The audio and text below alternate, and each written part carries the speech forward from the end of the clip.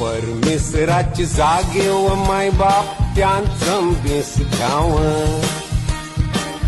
त्यांना म्हातारपणाची आशा हाय मागतीन ते द्यावं. सगळं मिळेल आई बाप नाही कलेल यश शिकाल रकवं.